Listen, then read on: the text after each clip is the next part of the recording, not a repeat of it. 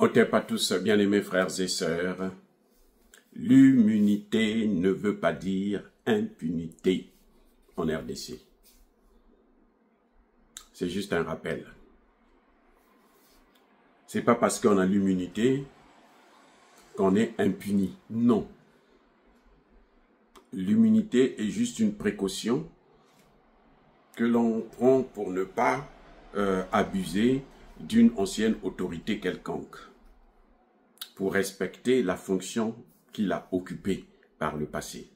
Mais lorsque les faits sont graves et avérés, il faut que la justice puisse être rendue quand on est dans un état de droit. Il y a des gens qui m'ont posé la question de savoir, mais où en est-on avec les plaintes, la Cour pénale internationale pour le cas de Paul Kagame? Ben, Paul Kagame, c'est un intouchable. Il faut le dire ainsi. Hein. Paul Kagame est intouchable. Ah oui. Les Occidentaux, là, ne veulent pas le toucher. Et ils ne vont pas le toucher. Parce que Paul Kagame a beaucoup de dossiers concernant ces Occidentaux. Les dirigeants occidentaux. Et même les leaders africains. Vous les voyez là tous. Tous ceux qui sont passés à Kigali, qui sont sortis avec des femmes ou des hommes, Paul Kagame a leur nudité, à leur vidéo, dans des moments des ébats.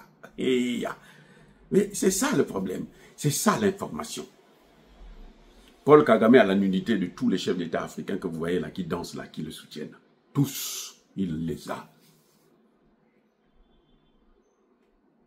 Et ceux-là, ils sont obligés de faire pression sur Karim Khan. Karim Khan a des problèmes aussi avec les États-Unis. Tant que les États-Unis ne vont pas décider d'envoyer le coup de sifflet pour que Paul Kagame aussi puisse être poursuivi, pour que Paul Kagame puisse répondre devant la justice des crimes qu'il a commis, Karim Khan ne peut pas. Je dis, il ne le fera pas. Parce qu'il a fait avec le Premier ministre Netanyahou, et on sait ce que les Américains ont décidé, que s'ils ils ont porté plainte contre lui-même. Ils ont lancé un mandat d'arrêt. Les Américains, là, si Karim Khan met pied aux États-Unis, on l'arrête, on le fout en tôle. Donc lui, il ne peut pas aggraver son cas avec Paul Kagame si les États-Unis ne lui donnent pas le feu vert. Et les États-Unis n'ont pas l'intention de donner le feu vert pour punir Paul Kagame. Sinon, ce serait la première personne qui allait subir les sanctions des États-Unis d'Amérique. C'est pour ça que la Cour pénale internationale n'y compte pas trop.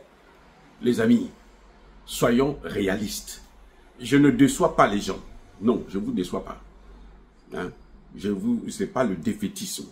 Il faut être réaliste pour comprendre que cette affaire de Kagame, là, de Kabila, de Katumbi et tous les autres, c'est nous-mêmes d'abord, en tant qu'Africains, en tant que Congolais, qui allons prendre des dispositions pour le neutraliser. Pour le mettre hors état de nuire. Et c'est possible. Nous avons les moyens. Il suffit qu'on utilise les moyens qui sont à notre disposition. Les petits moyens que nous avons là, nous pouvons faire plier Paul Kagame. Vous voyez, maintenant, à force d'attendre, de traîner avec ces histoires, on voit maintenant l'Ouganda, son armée entre directement à Uvira pour attaquer le Congo. Oui, il ne se cache plus maintenant, parce que l'Amérique ne veut pas prendre des dispositions. L'Amérique sur laquelle, comment vous l'appelez, le président Tshisekedi vient s'adosser, faire confiance comme si c'était un Dieu. C'est pas un Dieu, je vous ai déjà dit. Les États-Unis, là, c'est un État comme tous les autres. C'est un empire qui va aussi décliner, si ce n'est pas déjà le cas, puisque le dollar est menacé. Vous voyez? Donc, on ne peut pas faire confiance à un pays. Il faut faire confiance à Dieu. On ne peut pas faire confiance à un homme, même s'il s'appelle Donald Trump. Il n'est pas Dieu. C'est un être humain comme tous les autres. Quand Dieu va décider de prendre sa vie, il va la prendre et personne ne va bouder. Donc Karim Khan, il est bloqué par ça. Et puis vous savez que lui-même, il a un dossier qu'ils ont sorti là-bas, chez eux là-bas. Hein. Le dossier est sorti. Comme quoi, lui, il avait harcelé une de ses collègues. Donc tout ça mélangé, le gars, il est paralysé. Il ne peut pas prendre des dispositions comme contre Paul Kagame qui est trop fort pour lui. Parce qu'il est protégé par l'Occident. Tous les Occidentaux là, y compris, je répète encore, y compris les États-Unis d'Amérique. Ne vous leurrez pas, y compris les États-Unis d'Amérique. Ils le supportent, ils le soutiennent, ils le protègent. Kagame est protégé par les Occidentaux. Sinon, il allait déjà retirer ses troupes. Vous avez vu, Donald Trump a dit, retirez-moi, Kagame doit retirer ses troupes. Kagame a fait quoi? Il les a retirés? Non, il ne va pas les retirer. Donc, on ne va pas les chasser de là-bas. Par l'armée congolaise, bien sûr. C'est donc à Tshisekedi de prendre ses responsabilités. C'est donc à la justice congolaise de lancer des mandats d'arrêt, y compris contre Kagame. Oui. Si on lance un mandat d'arrêt contre Kabila, lancez aussi contre Kagame. Ce sont des alliés. Et puis, on fait ce qu'on a à faire.